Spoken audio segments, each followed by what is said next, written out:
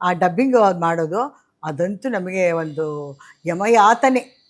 Dubbing ಅಂದರೆ ಹೇಗಪ್ಪ ಅದೇ ಭಾವವನ್ನು ತರೋದು. ನಾವೆಲ್ಲ ನಾಟಕದಿಂದ ಬಂದವರಲ್ವಾ, ಸ್ಪಾಂಟೇನಿಯಸ್ ಆಗಿ ಬಂದ್ಬಿಡುತ್ತೆ ಆ ಪಾತ್ರದಲ್ಲಿದ್ದಾಗ. ಸುಮ್ಮನೆ ಹೇಳು ಅಂದಾಗ ಸ್ವಲ್ಪ ಕಷ್ಟ ಆಗುತ್ತೆ. ಬಟ್ ಇದು ಹೋಗ್ಬಿಟ್ಟು ಅವ್ರ ತಾತನಿಗೂ ತುಂಬ ಇಷ್ಟ ಡಬ್ಬಿಂಗ್ ಮಾಡೋದು. ನಾನು ತದ್ವಿರುದ್ಧ, ನಂಗೆ ಡಬ್ಬಿಂಗ್ ಅಂದ್ರೇನೆ ಆಗಲ್ವಾ?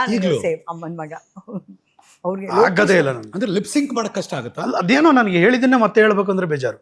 ಅದ ಮತ್ತೆ ಲೋಕೇಶ್ ಅವ್ರು ಹೇಳೋರು ಆ ಪಾತ್ರಕ್ಕೆ ಜೀವ ತುಂಬೋದು ನಾವು ಅಂತ ಅಂದ್ಬಿಟ್ಟು, ಆ ವಾಯ್ಸ್ ಮಾಡ್ಯುಲೇಷನ್ ಅವಾಗ ಮಾಡಿರಲ್ಲ ಅಂತ ಅವ್ರು ಹೇಳೋದು.